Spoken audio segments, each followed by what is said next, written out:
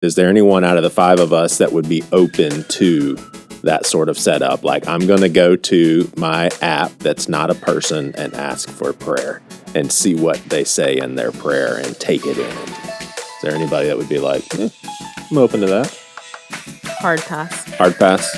No, bro. What the heck? Yeah, nah. Yeah. Jack? No. I'm just going around.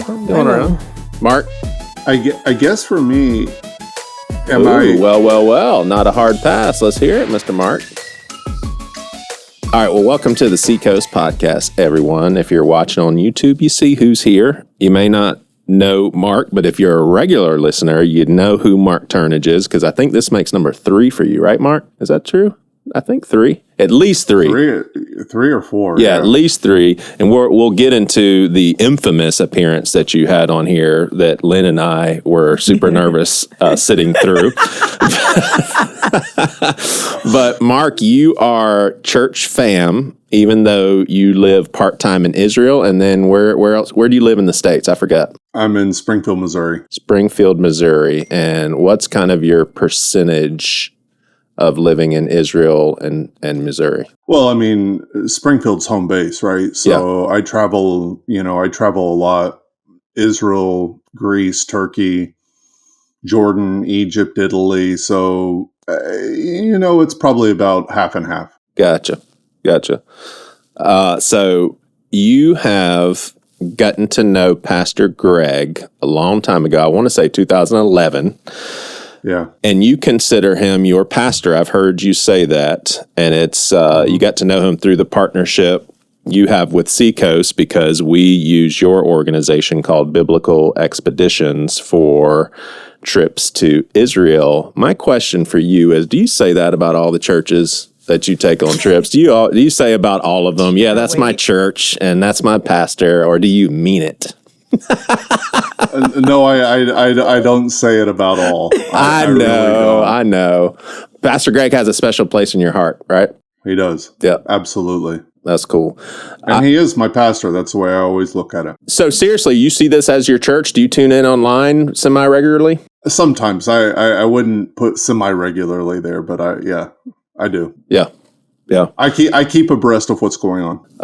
So we're going to delve into some more intelligent questions. Do you like Jack? Oh, Joey. We're sorry, Mark. Jack is just a delight. Aw. A delight. I think Joey. you're a delight too. You don't think I'm a delight. I think you're a delight. Yeah, that's true. Oh, that's funny. Have you met Pastor Tamelix? I have not. How you doing, sir? Nice to meet you. Sir, all right. I'm just trying to be a delight too, And you've met Lynne once, am I right? With that episode, you and Shane Claiborne? Mm-hmm. Yeah. Yeah. So, you have a super significant accolade as a former multiple appearance guest on this podcast, but you were part of, by a mile, the most heated conversation in the 4 years of this podcast. I don't even have to ask you. You remember that, right? A little bit. It's there. You and I, seriously, I think we're thinking the same thing as, do we stop this? Yeah. It was, yeah. But here's what I think is so cool, Mark, and it's the heart of this podcast.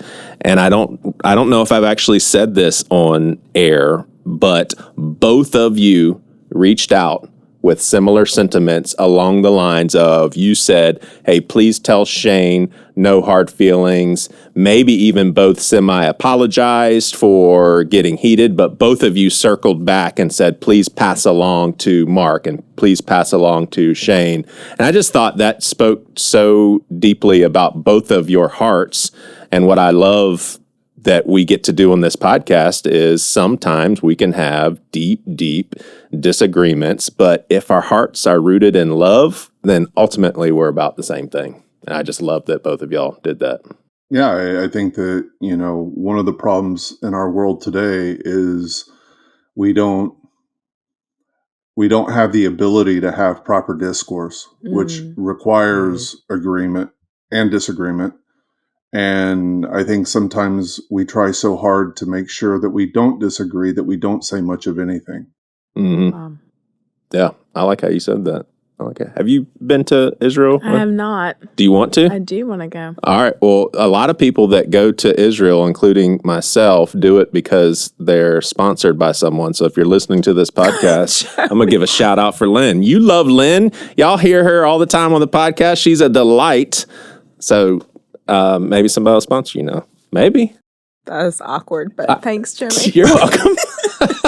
I will. You will have to work if you go. I will. I mean, I'm just saying. I will make sure that there are things to do. One of my. I mean, I've got a lot of memories from when we went because we were. You know, I was there the same year you were. And the Worleys. Worleys, and then Sean and Tyler from my video team, and we were there to try to get a lot of video content. I think more than we've ever gotten there. And so we went with a plan. And I remember, a couple of times had to be like, all right, we got to change how we're doing this. We got to get you guys mic'd up in the morning before we get on the bus, because we are, people are waiting for us, and this is not working. So, that was a great trip, but we got a lot of stuff too. Yeah, for sure.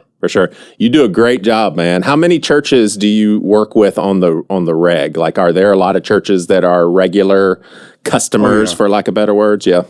Are most of them, or do you have some basically one and done trips with churches? Not really. We really don't. I mean, because part of what we do with our trips is a real deep focus on discipleship. We're not about being a tour company. We simply use travel to the lands of the Bible to help people enter the world of the Bible so that they can understand and discover the words of the Bible.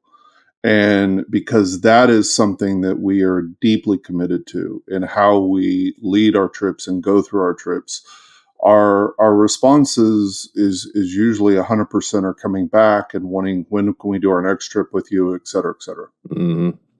Y'all, this was, so Jack was there, so I'm talking to you two, but this was like I'll say magical moment, but it goes way deeper. So Marc does a really good job at not sensationalizing things like a lot of tour guides would. Like, this is for sure where this happened, and this is for sure where that. Marc's like, there's a chance, that this is where such and such took place.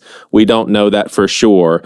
And he actually said, and correct me if I'm getting any of these details wrong, like we're basically standing on the original entrance of the original temple where we read that Jesus walked through. So he said, what you're standing on, you can rest assured that Jesus' feet were, standing here. And I was like, can we really do this? Like, I think I asked you, I was like, can I pick up some of these pebbles and take them home to my kids? He was like, yeah, nobody cares about that. And I kissed the ground, man. I mean, I was just like, oh my gosh, like Jesus stood here. This is unbelievable. I've got one question, then we're going to get into your app.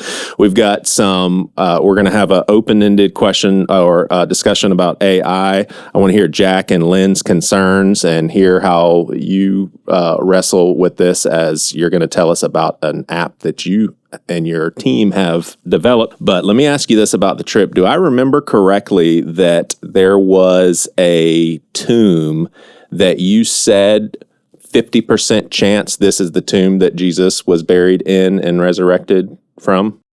No, there are two places in Jerusalem that are identified as the possible tomb of Jesus.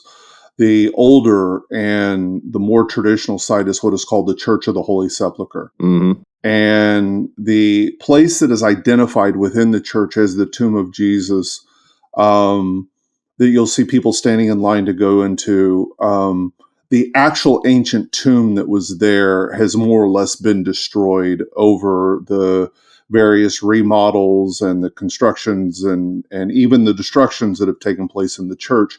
But within the church, there is a tomb that is clearly dating to the 1st century.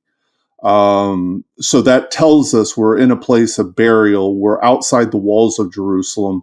And it is a place of, possible, right? I mean, we can't say for certain. What I can say is that from the standpoint of archaeology and tradition, there is nothing that discounts that being the place. The other site, which appears towards the end of the 19th century, most certainly cannot be the place.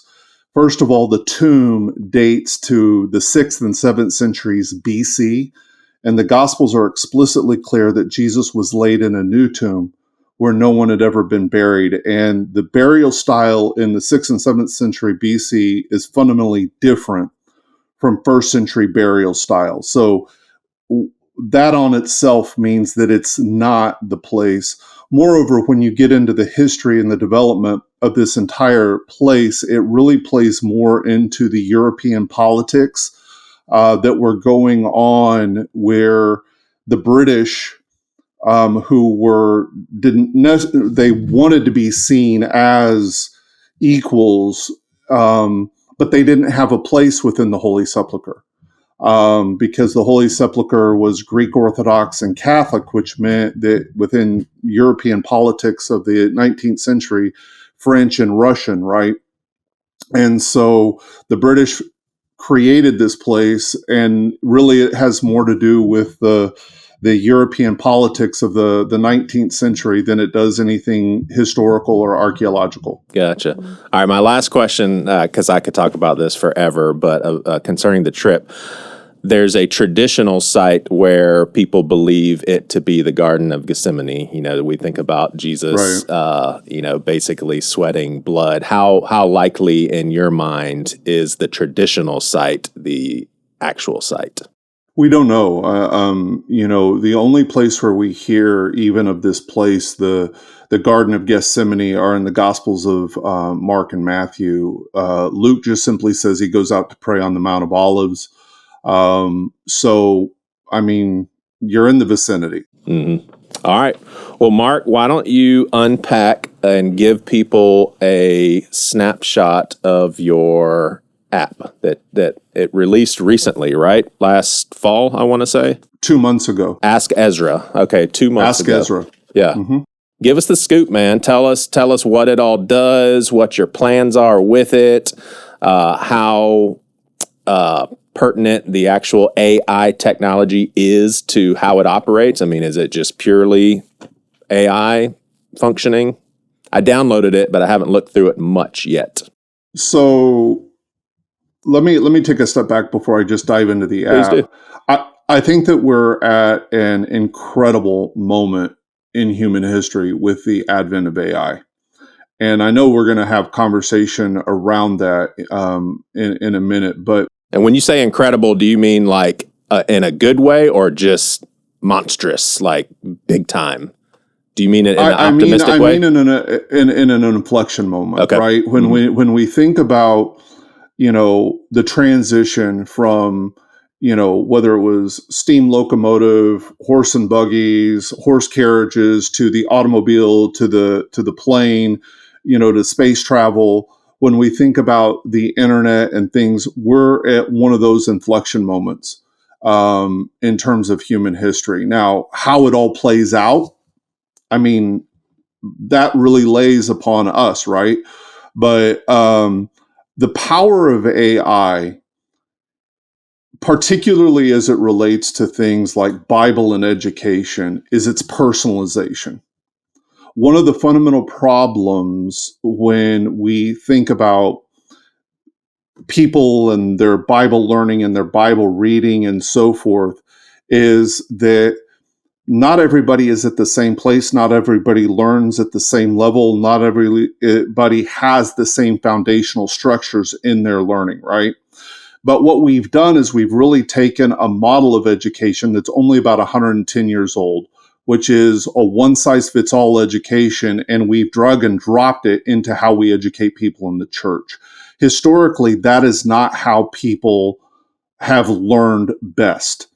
And really, our current model of education was creating an environment and a workforce going into the Industrial Revolution, right? Where you need worker bees in the factory and you need worker bees in the office and you need them all pretty much uniform. That's not education, though. And so the power of AI is in its personalization. right? And the simplest way that everybody can understand this is your Amazon page. Yours looks different than mine. Why? Because it's based upon what you've purchased, what you've looked for. And of course, that gets aggregated against other people who have looked for and purchased and so forth, the same thing. So one of the fundamental problems when we think about discipleship within the church, and I define discipleship by Ezra 7:10, which is why we've called our app Ask Ezra, and our AI brain is Ezra. Because Ezra 7:10 says that Ezra set his heart to study the instruction of the Lord, to do it, and teach the statute in Israel. So biblical discipleship is, do I know how to study God's word? Can I apply it and do it in my life? But at the same level, can I gain a level of mastery that I can teach and explain to other people? So it's on that background that my other company, BibleX, AI, began the development of Ezra and the Ask Ezra app. And so within our app, not only do you have a fully digitized version of the Bible, Old and New Testament, so it's the Protestant Bible, but and you get daily devotionals, you get even a personal discipleship assessment, so you're able to track your own growth along the lines of, do I know how to study God's word? Can I do it? And am I learning in a way where I can communicate it with others? But the core piece of this is the AI. Because what I would say is part of also the problem when everybody wants to talk about biblical illiteracy and the growth of biblical literacy, it's not about just putting the Bible in the middle of our discourse, right? The problem is people don't understand the Bible. It's confusing, which frustrates them. It's boring in places, let's be honest. I mean, how many of us, just dive into the book of Leviticus, wholeheartedly? Jack told me he thought the book of John was boring, and I was like, what? That's weird. I'm just kidding. I was kidding. I was just a bad joke. Go ahead. Like we say in most things, consider the source. I'm just kidding, Jack. We always say that. See, Joey, did you hear how, when he said that, we all laughed? That's how you know a joke's funny. What you did was a different thing. Yeah, but see, the thing that makes my joke special is it gives people an opportunity to laugh at me. Oh, I agree. They're special. Special is the word. All right, sorry, Mark. Go ahead. This is great, man. This is so the problem, I think, with biblical literacy actually goes to two parts of the spectrum. On the one hand, people find the Bible confusing. And that frustrates them. And most of us don't spend a lot of brain power on things that we find confusing. I mean, again, how many of us try and start to read through the Bible in a year? Genesis, we manage, right? The creation, Noah and his flood, Abraham, Isaac, Jacob, Joseph starts off with a coat of many colors, winds up in a pit, ends up in a palace. We're good. We're chugging through Exodus, right?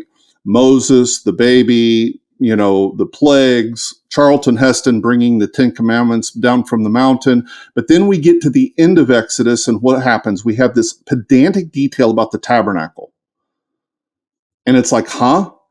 And part of that is because we're trained to read the Bible first and foremost. What does it mean to me? But that's not really how we should approach the Bible in the first go.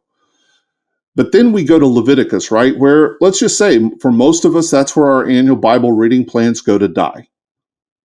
And the thing that I would say is the problem is not our desire. The problem is having a method that teaches us how to read the Bible. How that we enter the world of the Bible and understand its contextual world first and foremost, then we can begin to say, what does it mean for me and so forth today? And that's what we've built Ask Ezra around, is helping people to understand those contextual realities as a way of unlocking what did this text mean? What does it mean? And so forth. The other thing that I would say is sometimes what happens is we tell people, well, you got to go read the Bible, and then you've got, this person's ideas over here and this person's idea. And again, it's overwhelming. It's like walking into the gym on January the 2nd I haven't been in the gym for 20 years, but I'm finally going to get, physically fit. And I walk in and it's like wall-to-wall machines. I don't know how to use them. I don't know how to organize a learning process and an exercise process that's going to transform really my body. I'm frustrated and I'm done with my membership after 2 weeks, right? And so that's what we're trying to do is we're building we've built Ask Ezra around a very simple, understandable, repeated method for how to study the Bible. But then from the standpoint of the AI, we're grounding the AI. We're training the AI to think about the Bible within its cultural and contextual world first, right? And we've had some really, let's just say it like this, when compared against other, whether it's AI chatbots, your, infamous large language models, we're pretty much consistently, when it comes to biblical, historical accuracy, we're outperforming them. And where we're going with this is, Bible X AI is an AI company. And so we're moving into, ultimately Ezra becoming fully agentic and being a multi-agent system, because I think what the future holds when you start talking about agentic AI and multi-agent systems as it relates to education is going to be absolutely transformational in a positive way. Yeah. Yeah.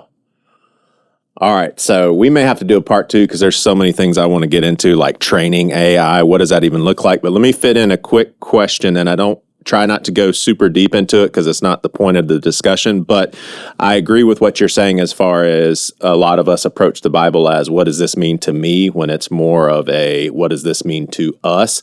But would you agree that the Holy Spirit can speak through the Bible directly at the person reading it? Like it's a living word of God? Like, do you have that context? Absolutely. Yeah. Absolutely. But I think the one thing I would say that we always have to keep in mind that the Bible, while written for us, was not written to us. And the thing that we always have to hold very loosely is that, yes, the Spirit can speak to us. When I speak about what, for me, is the inspiration of Scripture, it means any person at any time, in any culture, in any place can pick up the Bible and the Spirit of God can animate and challenge and correct and call them to repentance and the worship of the one true living God, right? But that doesn't always mean that that's what that passage meant. And I think being a good disciple is first our pursuit of understanding as best as we can what was said, what was meant by what was said, and then being able to step that in and say, what does that mean for us today? Yeah. Yeah.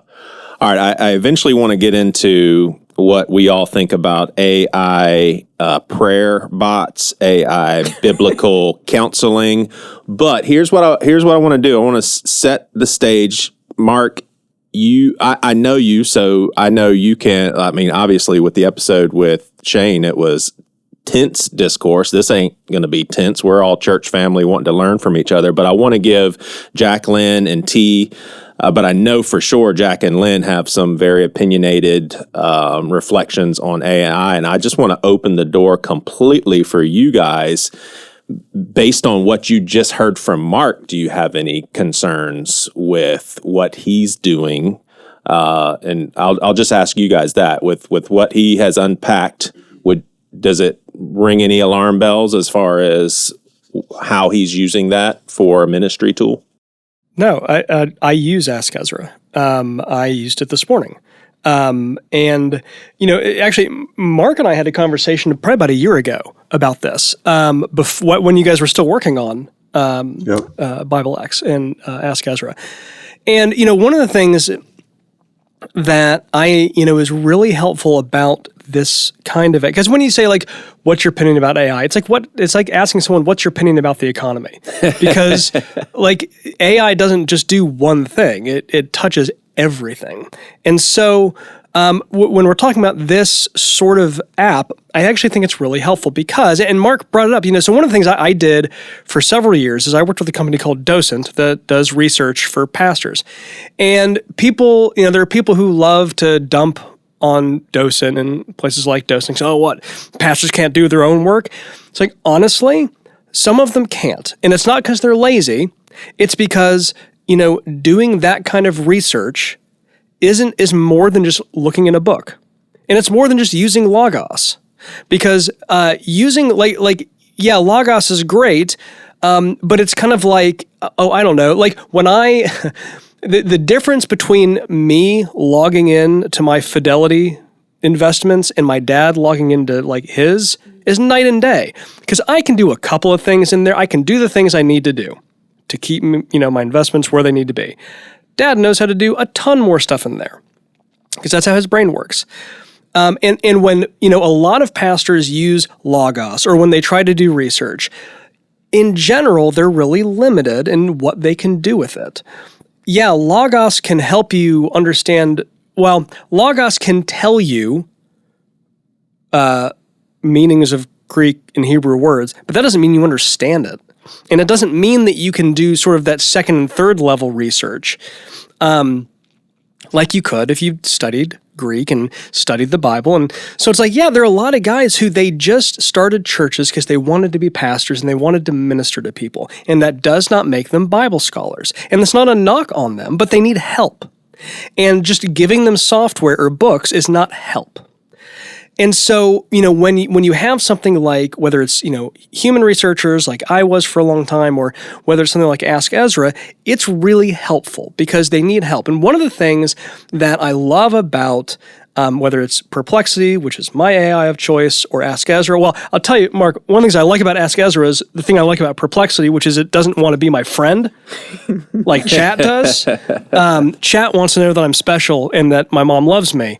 I just don't care. I just want you to answer my question. And both Perplexity and Ask Ezra, they do. They're not looking to give me a pat on the back. But you can ask complex, multi-part questions. You can ask follow-ups, and they do a great job with it. And that's the sort of thing that AI can really be helpful with is, because, research is not just finding information. In some ways, AI is the answer to the information overload of the internet, which is, you've got the entirety of human knowledge at your fingertips. So what? You can't navigate all that, especially if you don't know what you're talking about. So, when I go online and I'm doing research, if I know what I'm talking about, I can do a pretty good job of sifting through things, whether it's Wikipedia or Google, it's if I know what I'm talking about, those can actually be good tools. If you don't know what you're talking about, it's a minefield. And, what AI can really do is help you sift through things and get to better information, better answers, and if you let it, it can teach you how to ask better questions too. And asking good questions is it sounds like, I don't know, like a cliche or whatever, but asking better questions is honestly better than having better answers. Correct. And that's the thing for me. When you, and I'll shut up after this. I'm going on a rant. The thing about Google was if you wanted to get good results on Google, you basically had to ask the broadest, most generalized form of your question. Because if you got too specific, it wouldn't give you what you wanted. With, AI, you can ask extremely specific, again, multi-part questions. I can't ask some humans I work with multi-part questions. And it does a great job of answering them, sifting through information. And, I also enjoy, Ask Ezra does this too. The sort of auto-generated follow-up suggestions. It's hey, you asked this, you might want to learn more about this. And a lot of times the follow-ups are actually what I wanted to know next. So anyway, I use it. I think it's a super helpful tool. And this is a sort of thing that I think AI does well. Because there's a lot of things AI does terribly. And this is something it does well, and is actually really, really helpful.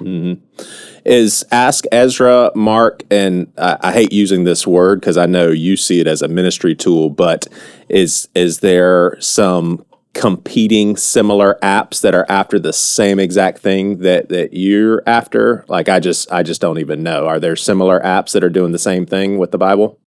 Sure, you have Bible chatbots that are out there, and I'll say this in response to your question by piggybacking on what Jack said. That one of the problems when you especially start getting into your large language models, and I won't get technical here, but if you understand how answers get generated, actually, the more data you put in, this is where you can get hallucinations, right? Because the reality is that when you are using the system that retrieves the answers, what's driving that is statistical probability. So even, what Jack was saying as it relates to pastors and things like this, right? Not all Bible scholars are created equal. Not all books in the library are created equal. But the thing is when you throw all of that into your underlying large language models, your algorithms don't have necessarily the knowledge or the wisdom to understand that's a good source, that's not a good source. So it becomes about statistical averages there. Right now, I can also sit here and say, and I think one of the things that I would just caution us, we are holding AI to a certain standard in some respects that we don't hold humans to. Because I know a lot of people that just go and will pull, and it's like, well, this person's written more books on the bookshelf, so therefore they're a better expert. And that's not always accurate either, right? But so part of what is making us different is, number one, we treat Ezra as a tutor. It's not just an answer bot. There is an underlying tutorial that goes in how Ezra formulates and answers. But more than that, it's the grounding so that we're not throwing open our answers to just statistical averages. And so that's part of what differentiates us from others that are out there. But yeah, there's other Bible chatbots and so forth. So before we move on to more general topics such as AI prayer, AI biblical counseling, do you have any thoughts on what you've heard so far? Like any concerns or anything that makes you think, but... Yeah, I don't have a concern with using AI to learn. My largest concern is, and because I look at culture, and I think that people are short-circuiting processes, not just in their faith, but generally, right? It's like the same deal of like asking Google about a medical thing, and you're like not getting a peer-reviewed journal, like you're getting a bad source. And so my concern is I don't want to see people using AI for an answer. Because I think that short circuits the process, but I think a lot of people don't even have the skill to discern between where the source is coming from. The example is when I asked you if you fact checked the other day, and you were like, I fact checked with chat. And I was like, but what were chat's sources, And so my concern with Christians and their faith and AI is that they're not using it in a way that it's like they're learning and renewing their mind and letting the Holy Spirit guide it and testing things, but they're just getting an answer and moving on, and they're more concerned with a product than they are with a process. And I think God forms us into his image in the process. So no, I like that. Would you say that there could be a right way for a Christian to use a tool like this? I think yes. It's hard to say right way and wrong way because I just, I think I'm even learning how to use AI. And so, but I do think that with it, as like I say, with everything, like we might have a tendency to use things wrong. And I think discipling people in how to use things or using a tool that's not, I think that there is probably a right and a wrong way. Yeah. Would you use an app like that? Yeah. Yeah. All right. Well, let's all give our thoughts. So I'll probably just sit back and listen. But where are we at with an actual? Well, first of all, there may not be a such thing. Is there any apps made by Christians, endorsed by Christians that say, "Hey, this bot will pray with you"? Does that even exist? Mm-hmm. It does. Okay. I mean, I'm sure it does. I don't know. So their apps, like Hello, or I think I can't remember the one that my wife uses. That will there's a difference between guided prayer, where they're like, hey, here are some prompts, or here are things that you can pray, and apps that will pray for you, or like there's a difference between. Okay, one of my big concerns with AI is the whole companionship aspect of it. And once you start getting into treating a chatbot like a person who can do things with you and for you, that is a whole other deal. AI is a tool, and if the app is saying, "Hey, here are some prayers that you might find helpful related to this and this and this," I don't have a problem with that. You can get a book from the library with guided prayer. But there are some apps where you can say, "Hey, will you pray for me about such and such?" And they'll spit back a prayer. Chat will do that if you want it to. Well, I know that. Are there any Christian apps that endorse that sort of setup? Like, I'm going to go to my AI app and ask it for prayer. Yes, I don't know any names, but yes. I mean, I know, because I've got a friend who, he knows a developer who's building an app explicitly for that sort of thing. So yes, but I couldn't give you names of apps. I wouldn't if I knew them. Right. Is there anybody out of the five of us, I would not be one, but is there anyone out of the five of us that would be open to that sort of setup? Like, I'm going to go to my app that's not a person and ask for prayer and see what they say in their prayer and take it in. Is there anybody that would be like, I'm open to that? Hard pass. Hard pass? No, bro. What the heck? Yeah, nah. Yeah. Jack? No. I'm just going around. I'm going around. Mark? I guess for me, well, not a hard pass. Let's hear it, Mr. Mark. What's a prayer book? Seriously, I mean, there are liturgical churches that use prayer books and have used prayer books, and there's in fact, in the history of Christianity, there is the idea that we often have of spontaneous prayer is actually a relatively novel and new idea. It's not that it hasn't been around, but historically in Christianity, it has been people composing prayers that other people then use in their daily prayer.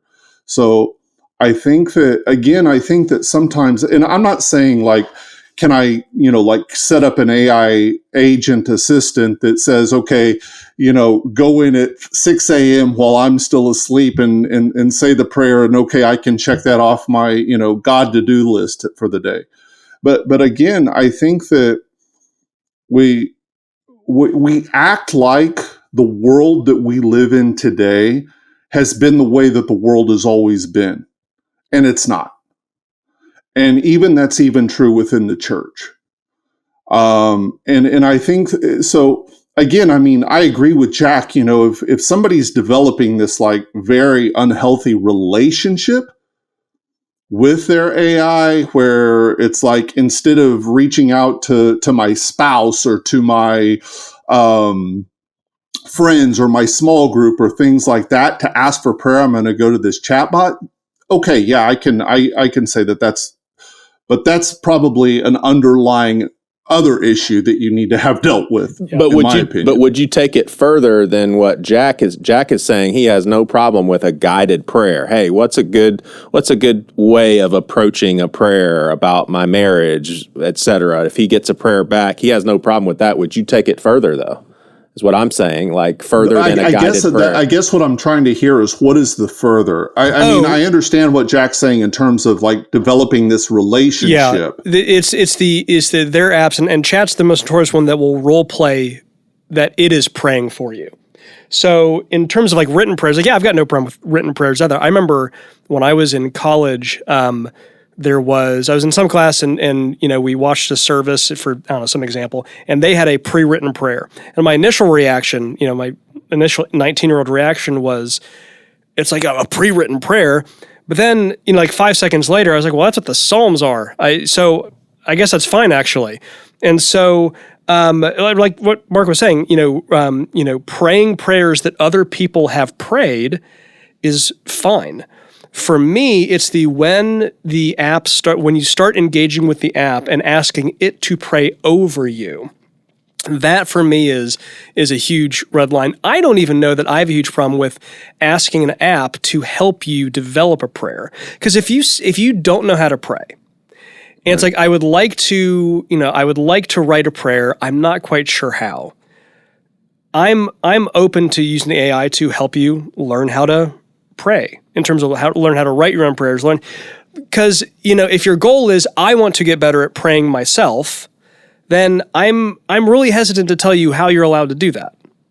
But if you're saying I really want this app to pray over me, then like Marc was saying, there's a whole underlying thing happening there that I think is really unhealthy. But it is an underlying thing with our culture that is incredibly unhealthy, which is that more and more people prefer their AI bot companions to human ones. Yeah. So hearing what Jack just said, you would draw the same line, Marc?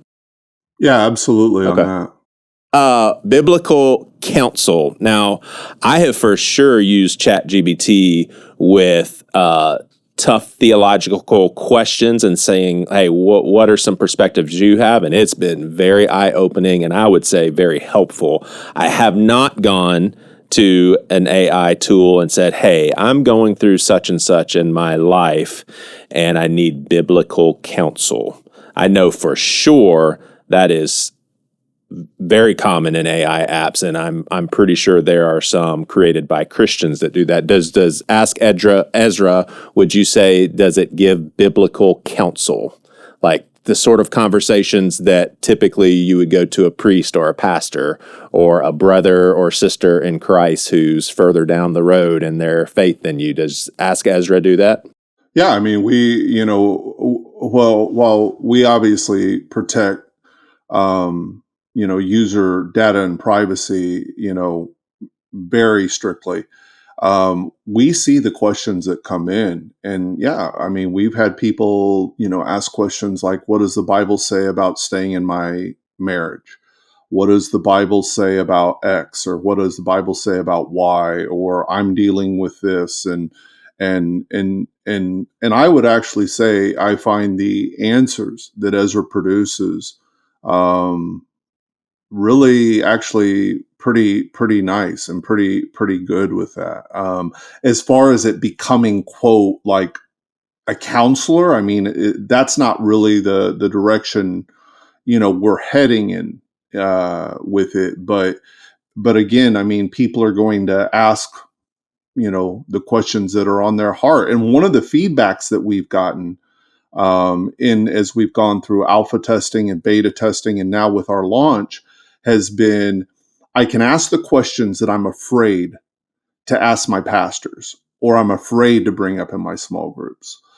Also, which is a shame. It's true, but I mean, that's also the reality. But there's another side to that coin, which I also understand, and it's I'm able to ask the questions that my pastor doesn't have time to answer or get into those one-on-ones. And anybody can understand that. I mean, if you've got a church of any size, it's hard to have those kind of one-on-one pastoral conversations with everybody that has all their questions. And so we've even had, parents of 10-year-olds that are using the app let us know that, hey, I love your app because my son or my daughter has this myriad of Bible questions and I don't feel qualified to answer them. And at the same time, my, they don't feel, the pastor isn't available and can't, answer all these questions and so forth. So, those are the responses that we've had with. Yeah. Well, and before I get these guys' take on it, I would say something along the lines of, my child is 18, doesn't live in, and this isn't my situation, doesn't live at the house. I raised him or her to be a Christian, and they're starting to do some things that I'm concerned about. How do I be a good Christian parent in guiding, because I can't make them do anything anymore because they're an adult and they don't live at home? That's not even necessarily a what would the Bible say about that. That's, I'm a Christian, I need Christian advice on parenting. Would that not sit well with any of you guys? Because that's something that we would typically go to a brother or sister in Christ, a pastor. How about those sorts of questions for AI? I mean, I guess it's, are you asking it, what does the Bible say about whatever specific question you have about parenting, or like guiding your child? Or are you asking it, because I feel like when people are going to other people who are maybe further down the road, they're really getting people who have walked through something. They're just getting their experience on it and their support through it. So what is fed into the AI that's going to give them like anecdotal experience? I don't know. I think it depends on what it is. Is it like, hey, I'm dealing with this with my adult child. What does the Bible say about it? If there's something that helps them from there, as opposed to, I'm dealing with this. You had an 18-year-old who left the house, maybe went through the same thing. How did you parent through it? Which may not be the right answer. So you might be in community with people who don't give you what is the right answer for point. You. But I just don't know where that is coming from. Yeah. So like some advice or some counsel that you're getting from people. And I would even say some counsel is really just, a lot of times when I'm sitting with a mentor, they're just asking me questions. And they're not giving me advice. And so I guess the question is the counsel guiding me through a process of discovering what my next is or what step I'm supposed to take? Is the counsel advice? Is it advice based on what they went through? And how does AI do that? So I think there are a lot of question marks for me in that. Yeah. Jack, Pastor Greg gets up in front of Seacoast and he's never said this, hypothetical, and he says, hey, this is a large church. We have limited pastors. And there's just been an influx of people wanting biblical counsel, and we just can't meet the needs. We've got an app that we want to refer people to that will help us help you. We really believe in the AI tool that's behind it. So since we can't, get to everyone who needs counsel, and we're finding that we're just not able to meet the influx of questions and people needing help, here's an app you can go to. I mean, I wouldn't say almost any of that, but I do think that, I think that one of the things that we should be thinking through is what are our list of recommended AI resources? Because I think all churches are going to need to do that, because people are going to use something. And I would much rather them use something like Ask Ezra than chat, which is just, I hate chat so much. And there's so many problems with it. But I do think this is something we were actually talking about. We had a leadership team meeting on Monday, all campus pastors, ministry leaders. And one of the things that, guys at my table were talking about is, one of the things we find is how do we figure out a good 101 for people? And I mean Bible and Christianity 101. Because I think what we find a lot of times at Seacoast, and my guess is this is very similar for churches like Seacoast, is we have a lot of people, I think, who are familiar with 201, 301 type topics and conversations, but they don't know who Abraham is.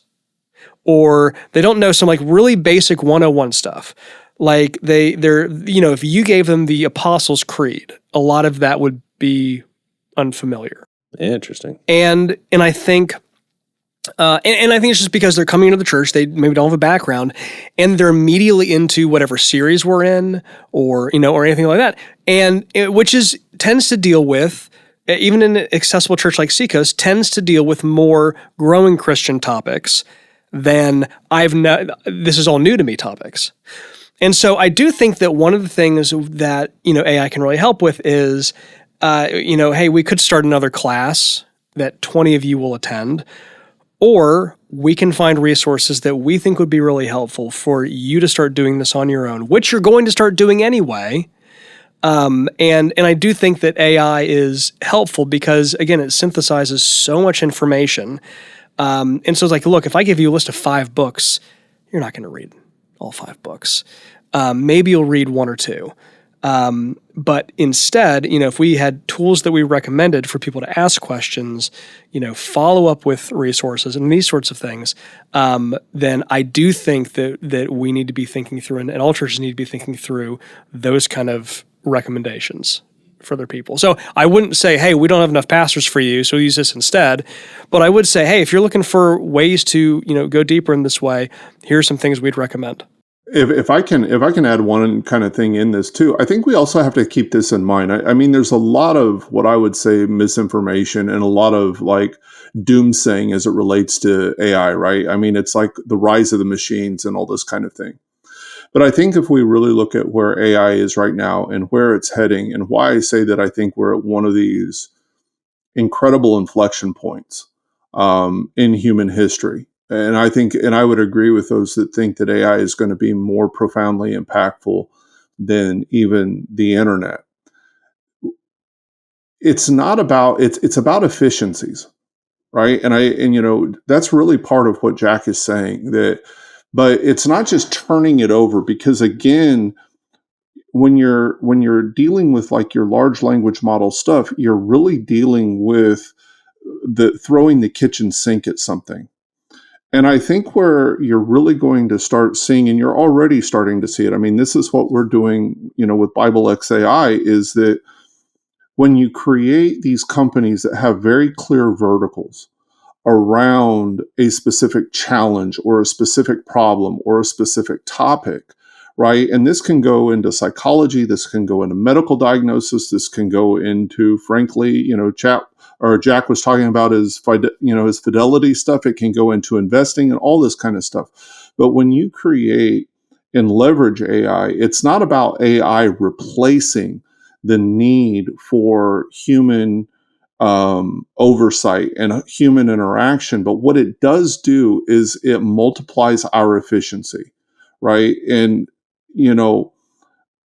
again, look at how our lives have changed because of the automobile, the airplane.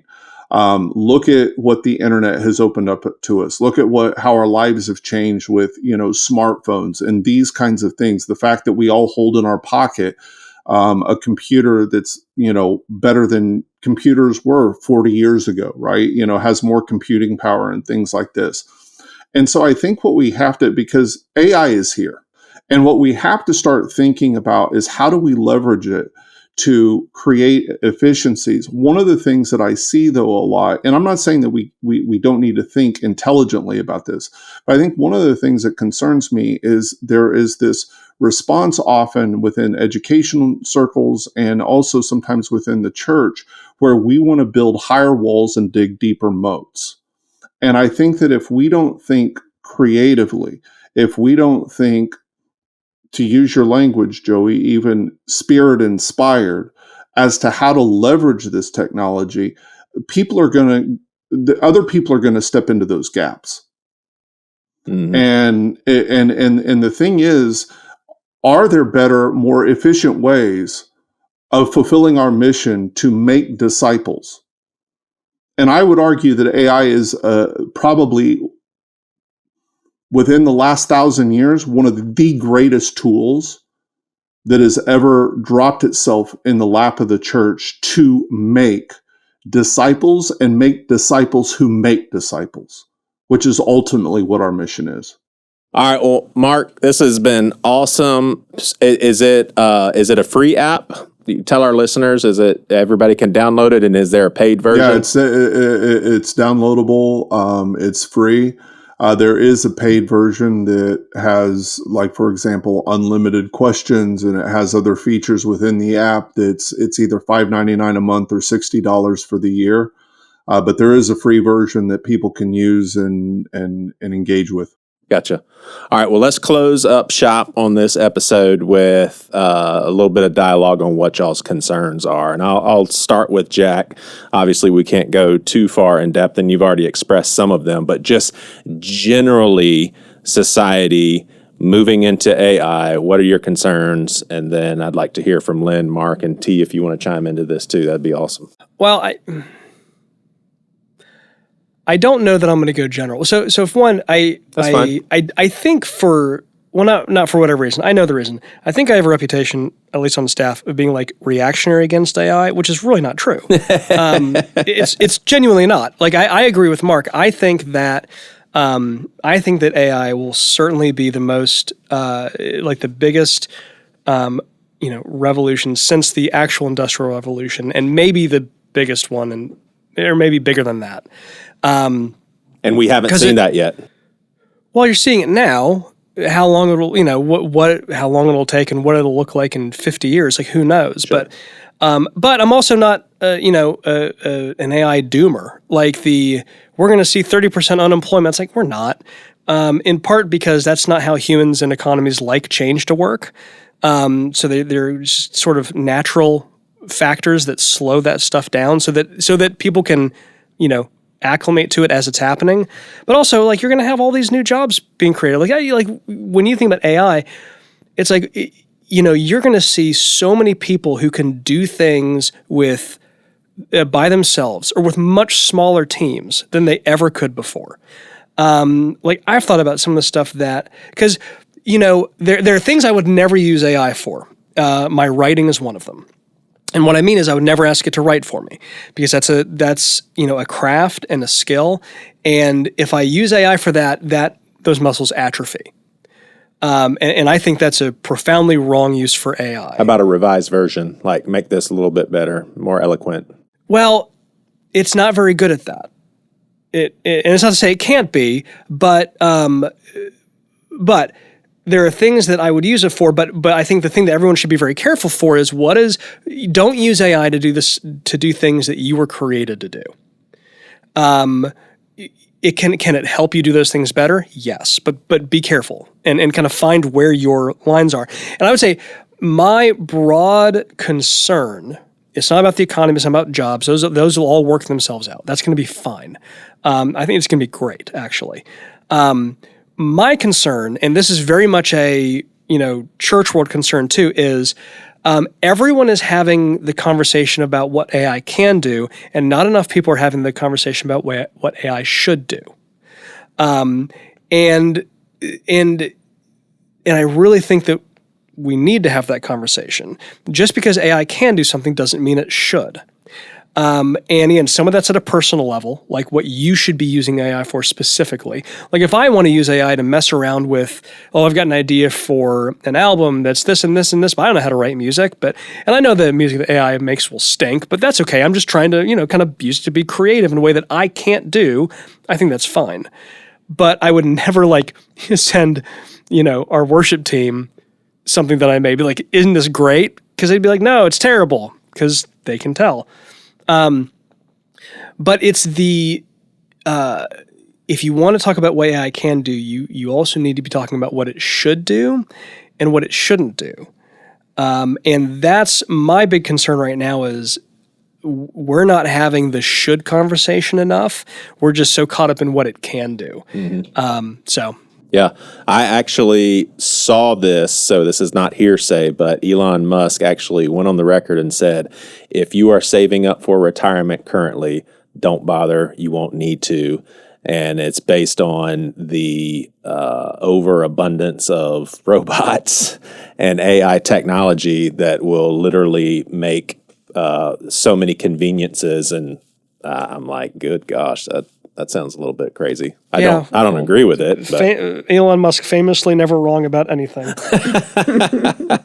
about you, Lynn? Your concerns? I think it's the same one that I voiced earlier, is that people who don't, without thinking about how they're using it, what they should use it for or not, I think we tend to prioritize convenience. And I think that there are some areas where we need friction or where we need to trudge through.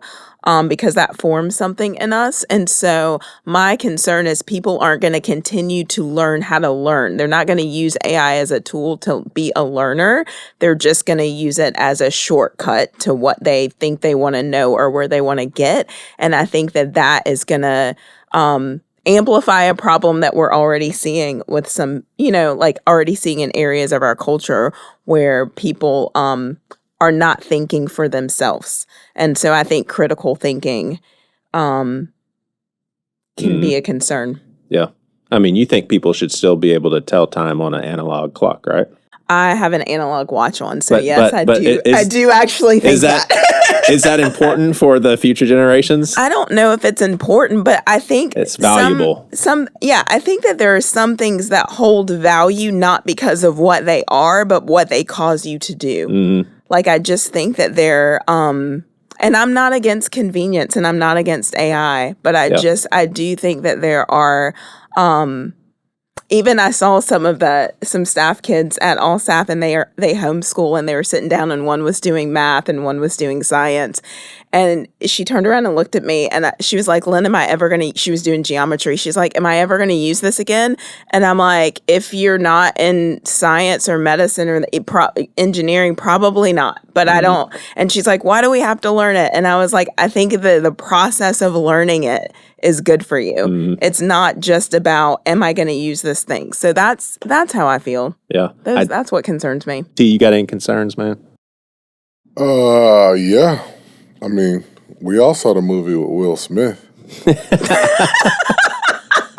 iRobot? iRobot. I did not see that movie, actually. You should. I won't.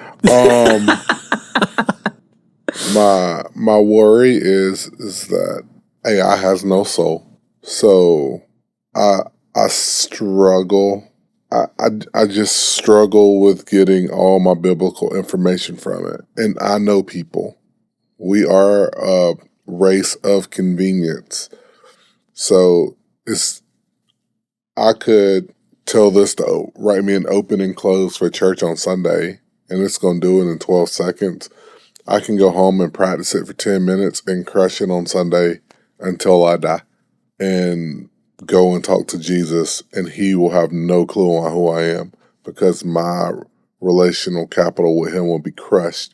Because I won't have to read my Bible anymore. I won't have to go and have quiet time. I won't have to ask the Holy Spirit to tell me what to say. And that's what I feel like is going to happen. I feel like people are going to use this for good, but not understand the ramifications of what happens when you rely solely on it. It's valuable. I like that. Marc, wrap us up. Respond to anything you want, but then I'd love to hear your concerns, and then we'll call it a day. Thank you so much for your time. Sure, it's always a pleasure. Look, I would say right now we're at the beginning stages, right? And in the same way as we were in the mid '90s with the internet, it's kind of the Wild West. And I think that I would just say this. I think that too often we think that the world that we've lived in is the world as it's always been. And, from the standpoint of education, I don't think AI is responsible for the loss of critical thought in our society. I think the way that we educate is. Most people go to university now, and it's indoctrination, not really wrestling and struggling with facts and ideas and teaching people how to critically think through realities. And we can talk about social media and the impact there, and also, but I mean, quite often we're not taught how to think critically. And I think that, from the standpoint of AI, especially, again, we're in the very early days, but when you start looking at what's coming as it relates to agents and multi-agent systems, I think that the ability to re-engage people in how to think critically in a very Socratic kind of way, but tailored again and personalized to them, I think is a huge, incredible blue ocean. I would agree with Jack, but I would say it this way, to quote Tolkien, we never in the history of human society have the will to unmake the ring, right? And so I think that from the standpoint of people of faith, it's not trying to preserve the world that we've grown up in or the world that we've known. That world is shattering. And it needs to, in some respects. It's on our watch that biblical illiteracy has grown exponentially. And so to keep doing what we're doing and thinking we're going to solve this huge problem is, the definition of insanity. So, but what I would say is we do need to be asking the question, not just could we or should we use AI in this way, but I think even more fundamentally, we need to ask the question of what is grounding, because AI is not a thing unto itself, right? AI takes on the personality of its engineers and its architects. And that's where I think we need to be concerned with, what is going into the grounding, the training, the models that is generating these answers, right? That matters. And that's where I think that, at least from our standpoint, what we're trying to do is to say, okay, how can we leverage this tool for kingdom impact? The same way that the printing press had an incredible impact upon human society and frankly, Christian society. And I think that for me, the concern really boils down to, what models are we using? How are they trained? What's the information that's going in there, right? But I also would say this as kind of a caveat with that. If we're holding AI to a standard, right, that we don't hold ourselves to, like, do we really think of the tens of thousands of sermons that are preached all over the world on any given Sunday, that all of them are 100% accurate?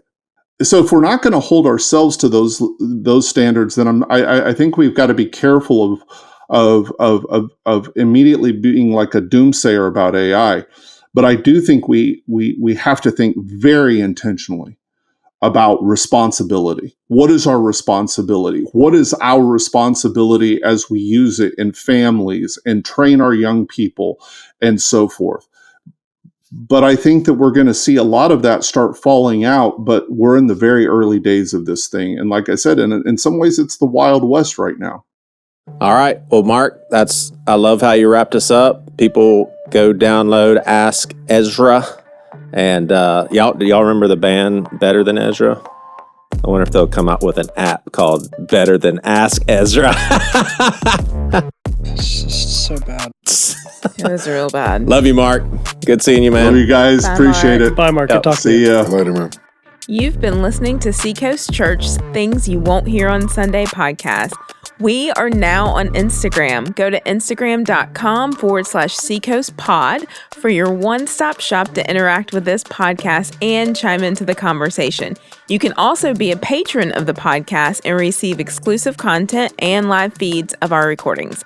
All of your support goes towards Seacoast ministry efforts and local presence. All of this information is in the show notes. Thanks so much for listening.